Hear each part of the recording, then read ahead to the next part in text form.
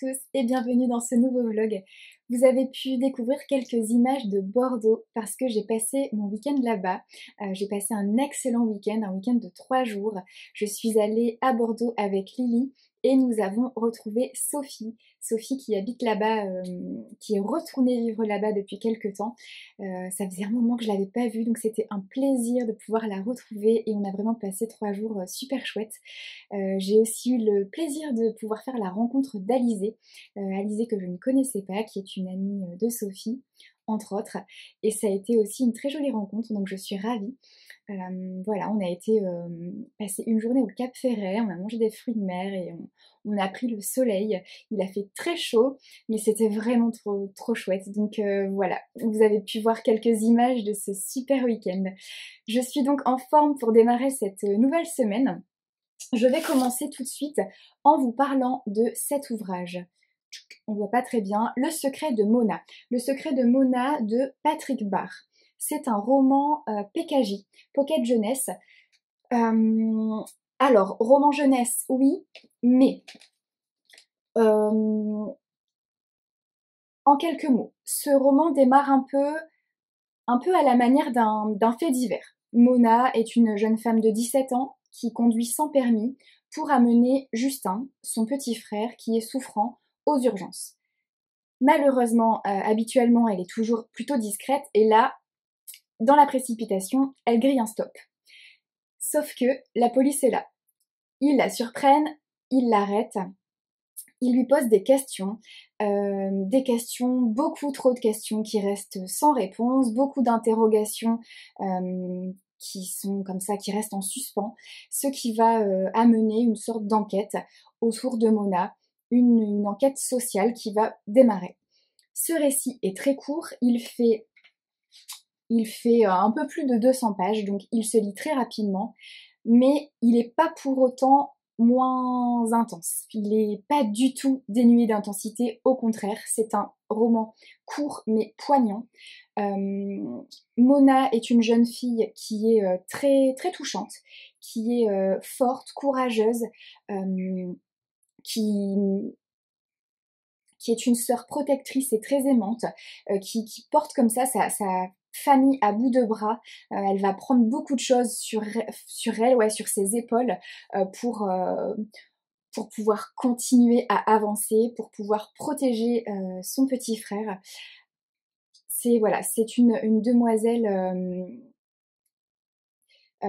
vraiment touchante et la plume de l'auteur est très juste et très jolie et tout en sensibilité. J'ai beaucoup aimé ce petit ouvrage qui en fait est un roman jeunesse qui à mon sens est essentiel parce qu'il va pouvoir sensibiliser les plus jeunes, la jeune génération, et pas que. C'est dans ce sens que je disais, oui c'est un roman jeunesse, mais parce qu'en fait il est vraiment idéal pour sensibiliser sur des thématiques qui sont ultra importantes. Pour tout ce qui est autour de la précarité, la misère sociale, l'isolement social, la solitude. En fait, la construction de ce roman est ultra intéressante parce qu'il est construit un peu à la manière d'un roman choral. Et en même temps, c'est un roman choral, mais qui a des allures de documentaire. Il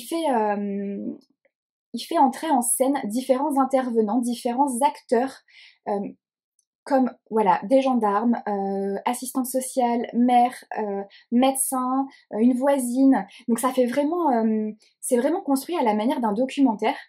Et je trouve ça vraiment bien fait. C'est hyper intéressant. Ça rend en fait le sujet, le roman, l'histoire hyper captivante. Et, et ça aborde de ce fait des thématiques hyper importantes. Il est question vraiment de détresse sociale, aussi du coup de traumatisme qui amène une sorte de détresse psychique. Voilà, je vais pas trop en dire parce que malgré tout, il y a un final assez sympa, des rebondissements que je veux pas du tout spoiler.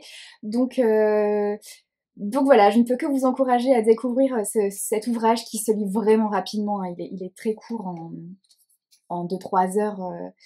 Enfin bon, après ça dépend évidemment de la vitesse de lecture de chacun, mais en tout cas il est vraiment très intéressant et je trouve vraiment top que PKJ puisse éditer ce genre de choses parce que notamment pour les plus jeunes, je trouve ça génial en fait d'aborder ces thématiques-là. Voilà. Ensuite, bien sûr, je n'ai pas de ciseaux, mais j'ai un colis à ouvrir. Mince. Bon. On va faire musclore.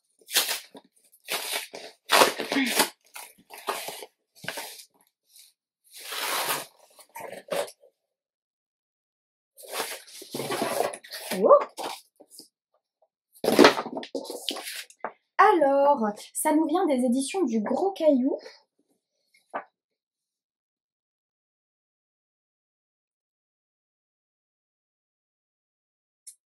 Avec un petit mot des éditions. Merci. Alors, du coup, j'ai reçu le dernier jour. Alors le dernier jour, je l'avais déjà eu. Les éditions du Gros Caillou m'ont contactée justement parce que j'avais reçu cet ouvrage. Je l'avais lu, je l'avais évidemment chroniqué.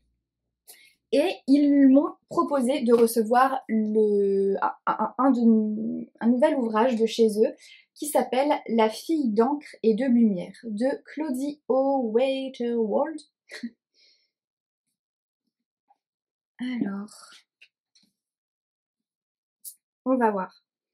Alice et Anna sont jumelles. Rien ne semble les distinguer. Pourtant, tout les oppose. Alice a trouvé un semblant d'équilibre à Londres, après des années d'errance. Anna mène une vie en apparence parfaite en Normandie. Un jour, Anna se volatilise sans explication. 3 ans après, ses enfants disparaissent à leur tour. Il est temps pour Alice de découvrir la vérité. Un thriller sensible et intense. Super. Ça me tente beaucoup. Je vais me faire un plaisir de le découvrir. Alors, il fait combien de pages? Il a l'air quand même assez gros. 470 pages. Ouais, c'est top. Je vais pouvoir découvrir ça. Alors, celui-ci, je l'avais déjà reçu. Donc je vais probablement faire un concours pour le faire gagner. J'ai pas besoin de 2 ouvrages. Ok, super. Merci beaucoup en tout cas aux éditions du Gros Caillou. Voilà, sur ce, je vous laisse et je vous retrouve un peu plus tard dans la semaine. Coucou! La semaine est passée ultra vite, on est déjà vendredi et je n'ai pas du tout eu le temps de vous reprendre. J'ai pourtant 2 ouvrages dont il faut que je vous parle puisque je les ai terminés tous les deux. Mais là, je manque de temps. Il me reste très peu de temps avant de prendre un train car je file à Paris. Je passe le week-end à Paris et j'ai décidé de partir dès ce soir.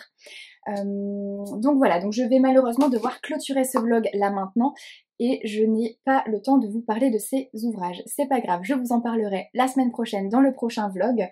Je vais malgré tout prendre le temps d'ouvrir ce paquet qui est arrivé. Hop là. Tout déchiré. Il s'agit de L'initié de Elina Vorger. Vorger, bon je sais pas comment ça se dit. C'est un roman... C'est un roman qui nous vient des éditions Michel Lafon. Alors, L'initié. Une nuit, Ellie a une révélation. Elle n'est pas celle qu'elle prétend être. Ignorer davantage sa vraie nature la conduira à sa perte. Exit Londres et son emploi dans une agence de publicité, elle s'envole vers l'île de Paros, en quête de son identité. Un voyage spirituel, un face-à-face avec elle-même, à la suite de quoi plus rien ne sera jamais pareil.